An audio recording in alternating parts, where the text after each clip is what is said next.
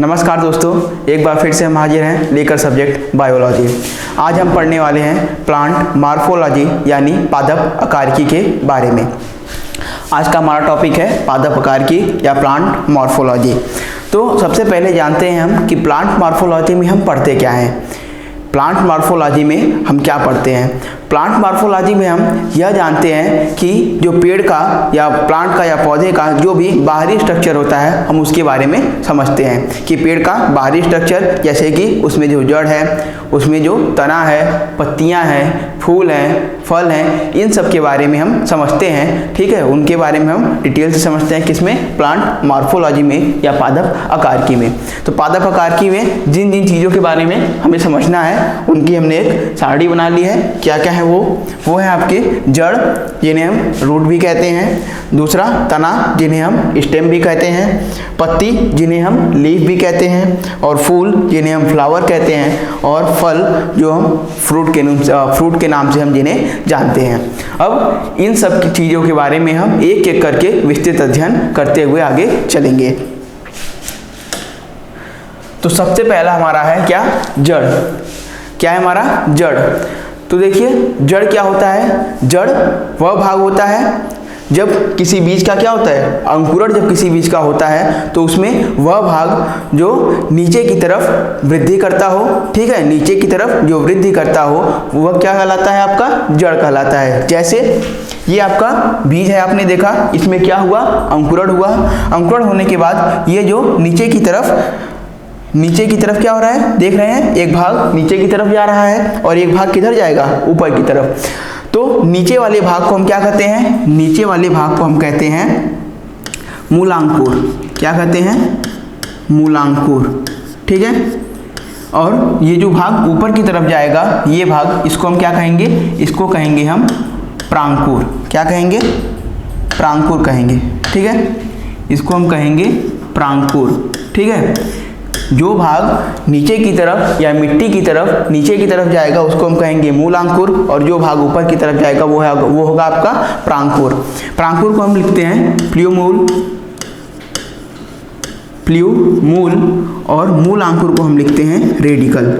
क्या लिखते हैं इसको हम लिखते हैं रेडिकल।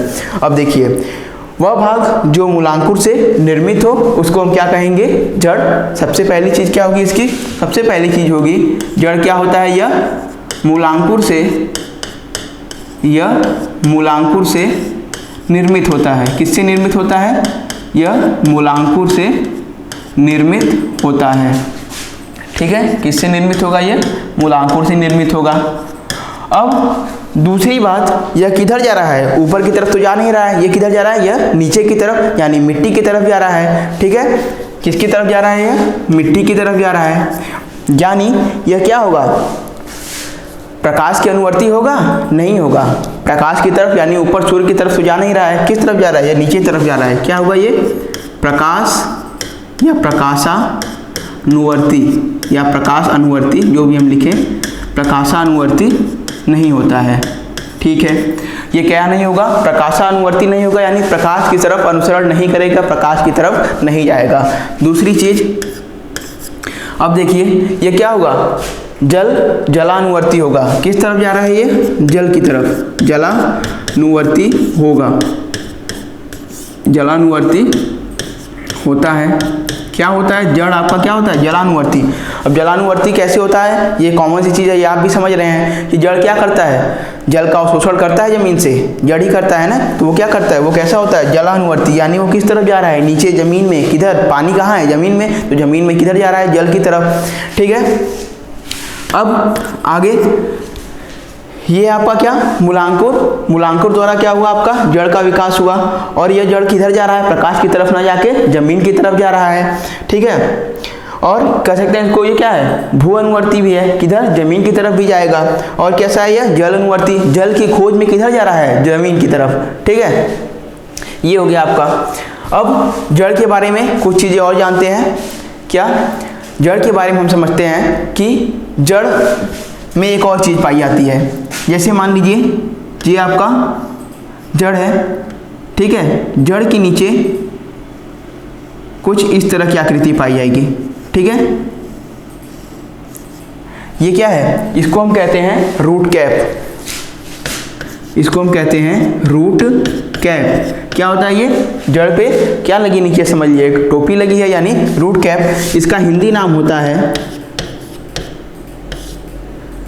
मूल गोप, ठीक है, इसका क्या नाम होता है, मूल गोप। अब देखिए इसमें क्या होता है, रूट कैप होता है, लिख लेते हैं। इसमें क्या होता है, नीचे सबसे भाग में रूट कैप होता है, सबसे अंतिम में होता है, जहाँ पर जड़ क्या होगी, ये जो मेन भाग है जड़ का, ये जहाँ के नीचे जहाँ खत्म होगा, यहाँ कहीं पे क्या होगा आपका मूल गोप या रूट कैप होता है। अब इस रूट कैप का क्या कार्य है, देखिए रूट कैप का बेसिक कार्य होता है कि जब जड़ कहाँ जाता है, मिट्टी में जाएगा, तो मिट्टी में सबसे अगले भाग पर रूट कैप लगा होता है। और रूट कैप कैसा है आपका, शंक्वाकार है। तो क्या करता है, मिट्टी को हटाकर जड़ को जमीन में और अधिक दूरी तक ले जाने का कार्य कौन करता है, मूल गोप या रूट कैप। रूट कैप का क्या कार्य है, ये जड़ को अधिक गहराई तक ले जाता है और क्या करता है, मिट्टी को हटाता है। अब अपने मूल गोप यानी रूट कैप का बेसिक कार्य तो समझ लिया, क्या करता है, यह मिट्टी को हटाता है और जड़ को अधिक गहराई तक ले जाता है। अगर आपसे यह प्रश्न पूछा जाए कि रूट कैप कैसे पौधों में नहीं पाया जाता, तो आपका क्या उत्तर होगा, रूट कैप कैसे पौधों में नहीं पाया जाता। तो आपने यहाँ पर देखा कि मिट्टी में क्या हो रहा है, रूट कैप पाया जा रहा है, या जो पौधे मिट्टी पे ग्रो कर रहे हैं उनमें क्या हो रहा है, रूट कैप पाया जा रहा है। उनका काम है क्या, मिट्टी को हटाना, जड़ को अधिक गहराई तक ले जाना। अब जहाँ पर मिट्टी होगी ही नहीं तो वहाँ पर रूट कैप का क्या कार्य है, कोई कार्य नहीं होगा। और मिट्टी कहाँ पर नहीं होती है, मरुभूमि पौधों में होती है, या पत्थरों में या पहाड़ों पर चल जाएंगे वहाँ पर भी होगी, लेकिन जलीय पौधे में क्या होगी, मिट्टी नहीं पाएंगे आप। तो एक चीज़ और कह सकते हैं आप कि रूट कैप जलीय पौधों में या जलीय पादपों में नहीं पाई जाती। क्या होगा, रूट कैप जलीय पौधों में नहीं पाई जाती, रूट कैप जलीय पौधों में नहीं पाई जाती, ठीक है, रूट कैप जलीय पौधों में नहीं पाई जाएगी। जड़ क्या है, जड़ मूलांकुर से निर्मित वह भाग है जो प्रकाश के क्या उल्टा यानी प्रकाश से दूर जमीन में नीचे की तरफ जाता है। यह किसकी खोज में नीचे जाता है, यह जल की खोज में नीचे चला जाता है, ठीक है। और सुनिए, और इसमें ये छोटी छोटी धागे की समान क्या होती हैं, रेशे की समान क्या होती है, इसमें संरचनाएं लगी होती हैं, ठीक है। इनको हम क्या कहते हैं, मूल रोम, ठीक है। क्या कहते हैं इनको हम कहते हैं मूल रोम। या आप यहाँ से भी देख सकते हैं, ये देख रहे हैं आप, ये क्या है आपके, ये देखिए, ये जो है ये मेन जड़ है आपकी, ठीक है। और ये क्या है साइड में, ये सब क्या है, ये सब है मूल रोम, या इनको हम इंग्लिश में क्या कहते हैं, रूट हेयर। तो जड़ में क्या है, मूल रोम भी पाए जाएंगे।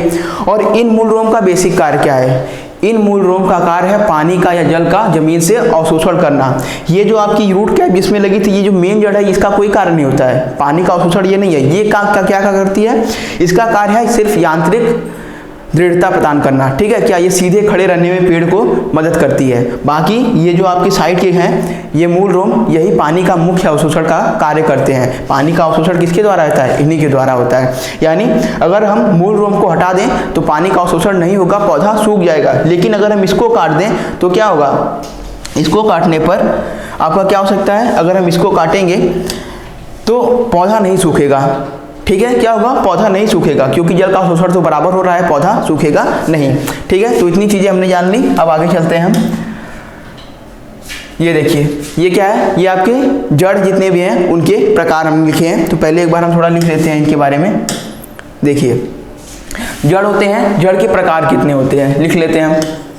क्या, जड़ के प्रकार, जड़ के प्रकार या टाइप ऑफ रूट्स जिनको हम कहते हैं, ठीक है। तो सबसे पहला हमारा टाइप होगा, क्या होगा, सबसे पहला टाइप है हमारा मूसला जड़। क्या है, मूसला जड़, मूसला जड़, या जिनको हम कहते हैं टैप रूट। क्या कहते हैं, टैप रूट, टैप रूट। अब देखिए मूसला जड़ क्या होती है, मूसला जड़ वह जड़ जो क्या होती है अधिक गहराई तक जाती है ज़मीन में, वह जड़ जो ज़मीन में अधिक गहराई तक जाएं। और मूसला जड़ पाई जाती है कैसे, जो पौधे विशाल होते हैं या बड़े होते हैं, ठीक है, उनको ज़्यादा सपोर्ट की जरूरत होगी, कैसे होंगे, उसमें मूसला जड़ क्या होती हैं पाई जाती हैं। और किसमें पाई जाती हैं, जितने भी द्विबीजपत्री पौधे हैं, कैसे, डाइकॉट। हमने आपको पढ़ाया था जब हम आपको एंजियोस्पर्म पढ़ा रहे थे, अभी पिछली वीडियो में होगा, उसमें हमने पढ़ाया था डाइकॉट में क्या होता है, वो द्विबीजपत्री पौधे हैं। और जितने भी द्विबीजपत्री पौधे होंगे उनमें क्या होगी, मूसला जड़ जरूर पाई जाएगी। ये एक बेसिक डिफरेंस है, समझते रहिएगा। तो क्या होगा, मूसला जड़ क्या करती हैं, यह अधिक गहराई तक जाती हैं,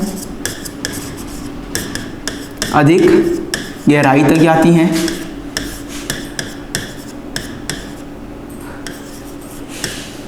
ठीक है। और क्या करती हैं मूसला जड़ में, और क्या होता है, मूसला जड़ में एक क्या होती है, एक मूल जड़ होती है या मेन जड़ होती है, मुख्य जड़ होती है, इसको कह सकते हैं, एक मुख्य जड़ होती है। अब ये मुख्य जड़ क्या है, जैसे मान लीजिए ये आपका पेड़ है, ठीक है, और ये नीचे की तरफ ये आई हुई है, ठीक है, ये आपकी मुख्य जड़ है। और बाकी इसमें जो संरचनाएं निकली होंगी, ठीक है, इसमें भी बहुत सारी संरचनाएं निकली होती हैं, क्या, मूल रोम, जिनको हम कहते हैं रूट हेयर कहते हैं, ठीक है। तो ये एक मूल जड़ होगी और इसके साथ क्या होंगे, मूल रोम होंगे, रूट हेयर्स होंगे, ठीक है। तो इसको हम क्या कहते हैं, इसको हम प्राइमरी रूट कहते हैं। ये जो है मेन, इसको हम कहेंगे प्राइमरी रूट, या कह सकते हैं एक प्राथमिक जड़ या मुख्य जड़। इनको क्या कहेंगे हम, सेकेंडरी, द्वितीयक, क्या कहेंगे, सेकेंडरी रूट या द्वितीयक जड़, ठीक है, इनको हम कहेंगे द्वितीयक रूट या द्वितीयक जड़। तो primary root and secondary root ये दोनों मिलकर क्या बनाती हैं, मूसला जड़। तो क्या होगा, प्राथमिक रूट, प्राथमिक जड़ प्लस आपकी द्वितीयक कह लें, द्वितीयक जड़ मिलकर क्या बनाएंगी आपकी, ये बनाएंगी मूसला जड़। ये क्या बनाएंगे मिलकर, मूसला जड़, ठीक है। ये आपका मूसला जड़ है। अब मूसला जड़ कैसी होती हैं, आपने गाजर देखा होगा, गाजर कैसा होता है, शंकु के आकार का होता है, ठीक है। तो शंकु के आकार का वो जो पार्ट है वही कैसा है आपका, ये मूसला जड़ का उदाहरण होता है। हम आगे देख लेते हैं उदाहरण को। देखिए ये है आपका, ये किस में आएगा आपका, मूसला जड़ में आएगा, ठीक है। और ये कैसा है, ये रेशेदार जड़ है, इसकी चर्चा अभी हम आगे करते हैं। तो मूसला जड़ क्या होता है, ये अधिक गहराई तक जाती है, ठीक है। इसमें दो रूट होंगे, एक प्राथमिक जड़, ये प्राथमिक जड़ हमेशा होगा, ठीक है, कहीं कहीं क्या होगा, विलुप्त हो जाएगा, लेकिन सबसे पहले क्या आता है आपका, प्राथमिक जड़ ही आता है, उसके बाद ये आपके मूल रोम आते हैं। तो प्राथमिक जड़ और द्वितीयक जड़ दोनों मिलाकर किसका निर्माण कर रही हैं, मूसला जड़ का। आगे बात करते हैं हम दूसरा अपना रेशेदार, ठीक है, इसकी बात करेंगे रेशेदार जड़, या जिसको हम कहते हैं फाइब्रस रूट। क्या कहते हैं, फाइब्रस रूट। चलिए समझ लेते हैं इसके बारे में भी।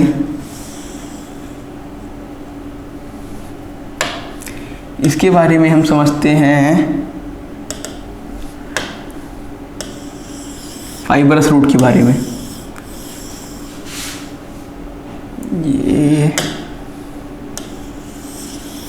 ठीक है, ये हमारा है फाइब्रस रूट। अब इसके बारे में समझते हैं फाइब्रस रूट क्या होता है।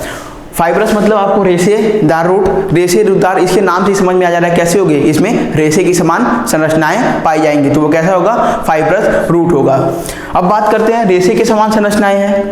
अभी तक हम क्या बात कर रहे थे, अभी तक बात कर रहे थे कि जो उसमें प्राइमरी जड़ होती थी, मूल जड़, वो कैसी होती थी, अधिक लंबी होती थी या गहराई तक जाती थी। अब इसमें क्या होगा, प्राइमरी रूट स्टार्टिंग में निकलती तो है, शुरू में निकलेगी, लेकिन क्या होगी, बाद में जाकर विलुप्त हो जाएगी और उसके बाद बचेंगी क्या, सिर्फ रेशे जैसी संरचनाएं, आप कह सकते हो उनको मूल रोम। प्राथमिक जड़ क्या होगी, आगे चलकर विलुप्त हो जाएगी, इसीलिए इसको क्या कहते हैं, फाइब्रस रूट। पतली पतली संरचनाएं उसमें बची रह जाती है। जैसे ये आपका ऊपर का तना है, अब इसके नीचे क्या होंगी, ऐसे रेशे की समान संरचनाएं इसमें निकली हुई होंगी, ठीक है। ये आपका पेड़ है कोई, इसमें रेशे के समान क्या होंगी, संरचनाएं निकली हुई होंगी। इसमें प्राथमिक जड़ क्या होती है, आती है लेकिन क्या होती है फिर विलुप्त हो जाती है। तो इसमें क्या होता है, इसमें रेशे के समान संरचनाएं होती हैं, रेशे के समान संरचनाएं होती हैं, ठीक है। और क्या होता है, और सबसे बड़ी चीज इसकी क्या होती है, यह किसमें पाई जाती है, यह एक बीजपत्री पौधों में पाई जाती है। आपने देखा द्विबीजपत्री के पौधे में क्या पाई जाती है, मूसला जड़, लेकिन एक बीजपत्री पौधे में क्या पाई जाती है, रेशेदार जड़। क्या होगा यहाँ पर, एक बीजपत्री पौधों में यह पाई जाती हैं। कौन पाई जाता है, रेशेदार जड़ें यह पाई जाती हैं, ठीक है। यह क्या होंगी, इसमें पाई जाएंगे, किसमें, एक बीजपत्री पौधों में। अब एक बीजपत्री का उदाहरण भी हमने आपको बताया था, जैसे क्या क्या था, गेहूं था आपका, धान हो गया, ठीक है। ये सब क्या थे, एक बीजपत्री पौधे। जितने भी एक बीजपत्री पौधे हैं, या आप कह लीजिए, कह सकते हैं मक्का भी कह सकते हैं आप, ठीक है। जितने भी एक बीजपत्री पौधे हैं ये सब किसके उदाहरण होंगे, रेशेदार जड़ों के रूप में होंगे। अब देखिए मक्का क्या है, मक्का आपका अभी आगे भी आएगा। मक्के में क्या होता है, एडवेंटिशियस रूट भी यानी अपस्थानिक जड़ भी पाई जाती है, उसके बारे में अभी हम आगे बताएंगे। इसमें एक चीज़ और लिख लीजिएगा, क्या, इसमें द्विबीजपत्री पौधों में पाई जाती हैं, किसमें, द्विबीजपत्री पौधों में, ठीक है। द्विबीजपत्री पौधों में क्या होंगी, ये पाई जाएंगी, कौन सी, मूसला जड़ें। आगे चलते हैं, आगे हमारा अपस्थानिक जड़, अपस्थानिक जड़, अपस्थानिक जड़, या जिनको हम कहते हैं एडवेंटिशियस रूट, ठीक है। ये हमारी क्या है, अपस्थानिक जड़ें,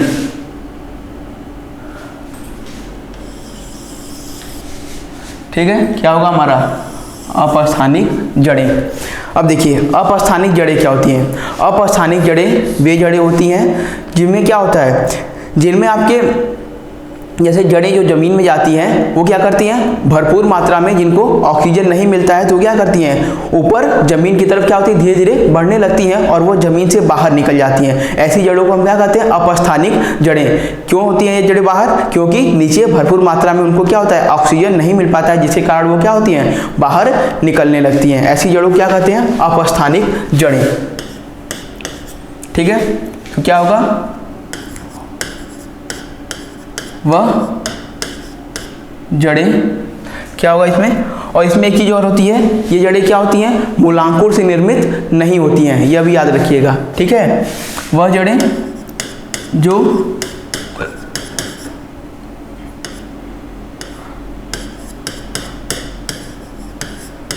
मूलांकुर के अतिरिक्त भाग से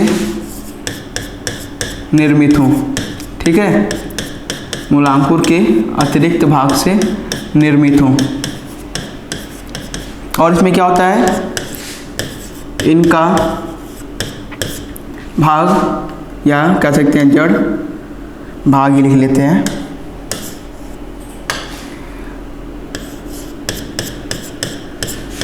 जमीन से बाहर आ जाता है। अब अगर हम उदाहरण की बात करें इसके, तो उदाहरण में आपने बरगद देखा है, बरगद भी किस में आते हैं, एडवेंटिशियस में आते हैं। मक्का हो गया, गन्ना हो गया, ठीक है, ये सब किस में आएंगे, इसी में आएंगे, बरगद। सबसे बेस्ट एग्जाम्पल क्या है आपका, बरगद। बरगद के बाद और बात करें तो जैसे आपका मक्का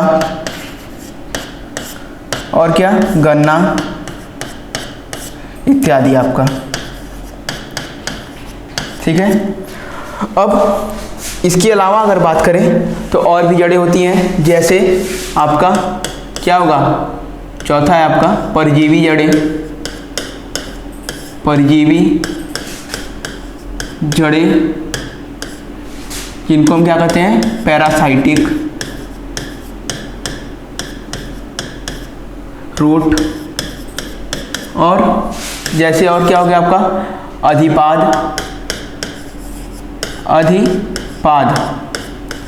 जड़, जिसको हम कहते हैं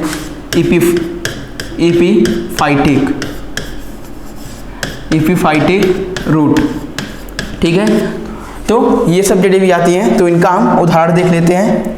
देखिए ये आपको दिखाई दे रहा है, ठीक है, ये कैसे हैं आप देख रहे हैं, ये क्या है, बाहर से जड़ें निकली हुई हैं और कुछ भाग इसका क्या है, जमीन के नीचे भी होगा। तो ये सब किसके उदाहरण हैं, ये सब अपस्थानिक जड़ों के उदाहरण हैं। अगर हम इनको काट भी देना तो इनसे कुछ नहीं, लेकिन ये क्या है, ये क्या करती हैं, इनको यांत्रिक दृढ़ता या बाहर से क्या सपोर्ट प्रदान करती हैं, ताकि ये क्या करें, गिर ना पाए, क्योंकि ये इतने लंबे होते हैं कि सिर्फ नीचे की जड़ों से इनका काम नहीं चल पाता है। उसके लिए क्या होता है, इनको बाहरी सहायता प्रदान करनी होती है।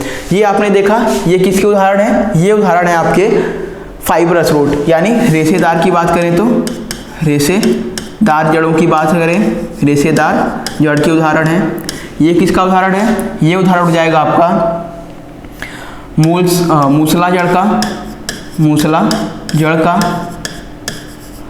और देख लीजिए, अब ये देखिए परजीवी क्या होता है, परजीवी जड़, इसके बारे में समझिए। परजीवी जड़ वह जड़ें वो क्या करती हैं, जो दूसरों पर निर्भर होती हैं या दूसरे पौधों पर निर्भर होती हैं। अब जैसे इसमें आप देख रहे हैं, ये क्या है, ये परजीवी जड़ है। इसने क्या किया है, ये क्या कर रही हैं, दूसरे पेड़ों क्या कर रही हैं, पूरी तरह से लपेट ले रही हैं, उनके ऊपर क्या है, पूरी तरह से निर्भर है। सारा चीज, भोजन पानी सब क्या है, यही लेंगी, किससे, उसी पेड़ से ही लेंगी। परजीवी यानी दूसरों पर निर्भर, दूसरे जीवों पर निर्भर। जैसे परजीवी आपने पढ़ा था ना, जो क्या करते हैं, दूसरों से अपना भोजन प्राप्त करते हैं, तो वैसे ही क्या है, ये भी वही काम करती हैं, ये भी वही काम करती हैं, परजीवी जड़ें। इनको हम क्या कहेंगे, परजीवी जड़ें, ठीक है। और ये क्या है, अधिपाद। अब अधिपाद क्या होता है, अधिपाद मतलब जो दूसरे के ऊपर जमा हो या जन्मा हो। जैसे ये क्या है, ये एक पेड़ है, इस पेड़ के ऊपर क्या है, आपने देखा दूसरा पेड़ जम गया। आप अधिकतर देखे होंगे गांव में, जो भी आम या अमरूद का जो भी पेड़ होता होगा, उस पर आप देखते होंगे क्या होता है, एक पेड़ के ऊपर कहीं से अचानक दूसरा पेड़ निकल जाता है, ठीक है। तो वो कैसे होते हैं, वो अधिपाद होते हैं। वो कैसे पेड़ होते हैं, वो अधिपाद होते हैं। वो पानी नहीं लेते, लेकिन क्या करते हैं, इनसे भोजन जरूर लेते हैं, ठीक है। वो पानी क्या करते हैं, पानी दूसरे पौधों से वायुमंडल से नमी को अवशोषित करके पानी प्राप्त कर लेते हैं। तो ये सब कैसे हैं, ये आपके अधिपाद में आएंगे या एपिफाइटिक में आएंगे, अधिपाद, ठीक है। ये आपके क्या है, अधिपाद है। अधिपाद मतलब जो दूसरे पेड़ों पर उपस्थित हो, ठीक है। क्या होंगे, अधिपाद जो दूसरे पेड़ों पर उपस्थित हो।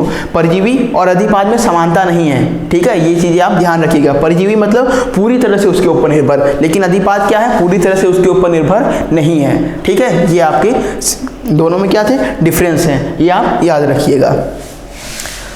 आगे चलते हैं, आगे हमारा आएगा तना। अब बात करते हैं हम तना के बारे में। अभी हमने पीछे देखा क्या, बीज का जब अंकुरण हो रहा था तो उसके भ्रूण से दो भाग निकले, एक था मूलांकुर, एक था आपका प्रांकुर। मूलांकुर क्या करता है, वो सीधे जड़ की तरफ जाता है, जमीन की तरफ जाएगा। वो पानी की खोज में क्या होगा, जमीन की तरफ, अंदर की तरफ जाएगा। और प्रकाश से क्या होगा, उल्टा जाएगा, यानी इधर प्रकाश होगा उसके विपरीत जाएगा। लेकिन अब यह आपका क्या है, तना। तना किससे निर्मित होगा, तना निर्मित होगा प्रांकुर से, जो दूसरा भाग था। वह क्या करेगा, वह सीधे क्या होगा, प्रकाश की तरफ बढ़ेगा, न कि जमीन की तरफ, यानी जल के और जमीन के क्या होगा, विपरीत जाएगा। क्या किसकी तरफ बढ़ेगा, यह प्रकाश की तरफ। तो सबसे पहले लिख लेते हैं, यह किससे निर्मित है, तना। तना निर्मित होता है, तना प्रांकुर से निर्मित होता है, तना प्रांकुर से निर्मित होता है। तना किससे निर्मित होता है, प्रांकुर से। दूसरी चीज क्या होगा, यह प्रकाशानुवर्ती होगा, यह प्रकाशानुवर्ती होगा, ठीक है। यानी क्या होगा, ये प्रकाश की तरफ गमन करेगा, प्रकाश की तरफ गति करेगा। देखते हैं क्या होता है, सीधे हमेशा पेड़ किधर बढ़ता है, ऊपर की तरफ बढ़ेगा। जो तना होता है ऊपर की तरफ बढ़ता है। आगे अब यह क्या होगा, जो जमीन है जमीन की तरफ नहीं जाएगा, हमेशा क्या जाएगा, उसके विपरीत जाएगा। ये है आपका तना। ठीक है। अब इसी तने में क्या होती हैं, इसी से पत्तियां भी निकलती हैं, ठीक है। और इन्हीं पत्तियों में आगे चल के क्या होता है, उन्हीं पत्तियों द्वारा क्या होता है आपका जो प्रकाश संश्लेषण क्रिया किसके द्वारा होती है, उन्हीं पत्तियों के द्वारा होती है। ये तने कैसे होते हैं, आप देखिए ये जो तने होते हैं स्टार्टिंग में जब ये छोटे होते हैं कैसे होते हैं, हरे होते हैं, लेकिन आगे चलकर जब ये काष्ठ या लकड़ी के रूप में परिवर्तित होते हैं कैसे हो जाते हैं, भूरे हो जाते हैं। तो ये कैसे होते हैं, यह प्रारंभ में हरे होते हैं, ठीक है। फिर अगर बात करें तो बाद में ये क्या होते हैं, भूरे रंग के हो जाते हैं। भूरे क्यों हो जाते हैं, क्योंकि क्या होते हैं, ये काष्ठ में या लकड़ी में धीरे धीरे क्या होते हैं, परिवर्तित होते हैं, ठीक है। अब बात करें तने की संरचना के बारे में, तने की संरचना के बारे में, तो आपको ये तना दिखाई दे रहा होगा, ठीक है। अब तने पे यहाँ पे देख रहे हैं ये ज्वाइंट है, क्या क्या कह सकते हैं, एक गांठ है। इस गांठ को हम नाम देते हैं क्या, नोड। इस गांठ को हम क्या नाम देते हैं, नोड, ठीक है। और ये जो आपका एक गांठ से दूसरे गांठ के बीच की दूरी है इसको हम क्या कहते हैं, इंटरनोड। इसको हम क्या कहते हैं, इंटरनोड। यहाँ पे लिखा भी है, आपका देख रहे हैं क्या लिखा है, इंटरनोड। यानी इसको हम क्या कहेंगे, नोड। ये जो गांठ है जहाँ से पत्तियां निकलती हैं, पत्तियां विलगित होती हैं, ठीक है, तो इसको क्या कहेंगे हम, नोड। और एक गांठ से दूसरे गांठ के बीच की दूरी को हम क्या कहेंगे, इंटरनोड। और ये आपका क्या है, पूरा तने का स्ट्रक्चर है। आगे चल के ये क्या हुआ, आपकी पत्तियां बन रही हैं। अब ये देखिए ये पत्ती का एक डंठल है, आगे क्या होंगे, इसके पत्तियां होंगी, ठीक है। अब अगर तने की बात करें हम कि तने कितने प्रकार के होंगे, तने कितने प्रकार के होंगे, तो तने को भी विभाजित किया गया है। लिख लेते हैं हम कितने प्रकार के हैं। जैसे एक लिख लेते हैं आपका हर्ब्स या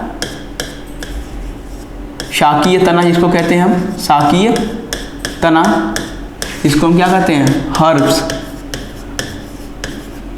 और दूसरा क्या हो जाएगा आपका झाड़ियाँ,